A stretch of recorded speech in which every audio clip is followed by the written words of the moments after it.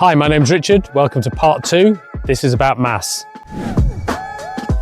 Now masts everyone has on their wing foil, but we have 6 masts here and each of them do a slightly different job. Some are great, some aren't so good. We're going to go through all the details of each one. Okay, so here we have 3 masts in front of us, an aluminium mast, a carbon mast, and another carbon mast. Let's just talk about some of the details of masts. One of the important things with masts is the length. Some people ride 75 centimeters, 82 centimeters, or 105 centimeters at the top end in terms of length. Why the differences? Okay, so when we're going fast, we want pretty much a long mast.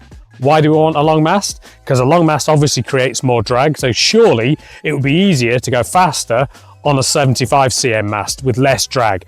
That's kind of true, but there are some unusual circumstances. Let me explain. Here's a typical speed setup. 500 wing, super skinny mast, carbon fiber. Now this is 82 centimeters. Quick wing, quick mast. Wouldn't use it. I would probably go for a 90 cm or 102 cm, depending on what I can get hold of. The reason we need a slightly longer length is because when you're going fast, this foil is just going to lift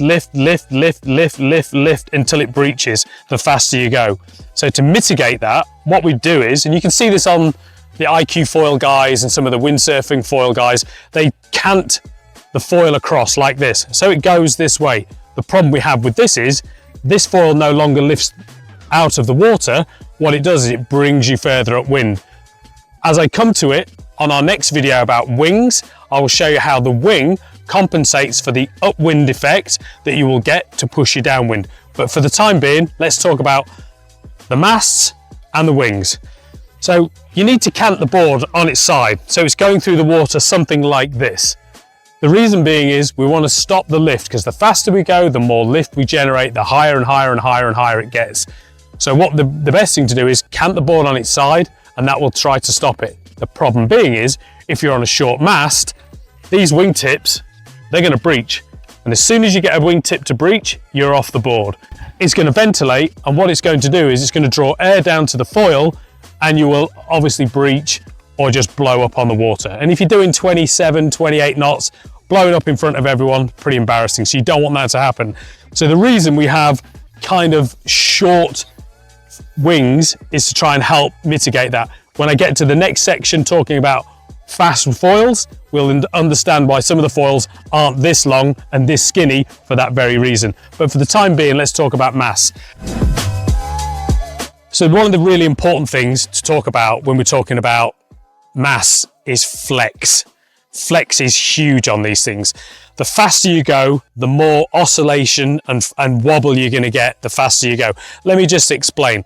Come over here, let me show you these. This is a 75 cm mast. This is my dock foiling board. And you can see, I'll have to put my foot on this, sorry, but you can see there's a little bit of movement, but it's actually pretty rigid. That's a great foil. That would be a great fast foil. Unfortunately, 75 cm, too short. Wouldn't use that. Let's go to this one.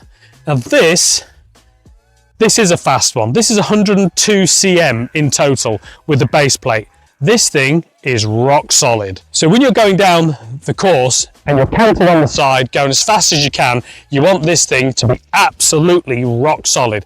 Let me give you an extreme example. Have a look at this one. This one, this is a good foil. Problem being is, it's not going to get you very fast. Too much flex. The problem with the flex is that when your commitment to go fast, that tends to make you a little bit nervy and you'll end up blowing up on the water. You can't really have that. It's really bad. So you need a stiff mast. Okay, so the problem we've got is, we've got long masts are better, but got more flex in. So you need to look at what mast works best for you. Do you go 82 cm? Do you go 90 cm? Or do you go for 100 cm? The flex in it is really, really important. Remember, canting the board on its side will create more drag because you'll have more mast in the water. You're not riding it this high, you're riding it kind of this high.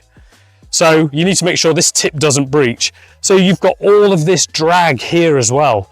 So if you think that if this bit's too wide here, that's going to create more drag. So what you've done is you spent all your money, you bought super slick foils, super skinny foils, but then you've got a great chunk here that you're throwing through the water. It's not going to work. The balance between stiffness and length and getting it absolutely right is really important. So my recommendation, go for the stiffest mast you can, whether it be 82 cm, 100 cm, 90 cm, that's down to you, but it's got to be really stiff. Okay, see you on the water. Thank you.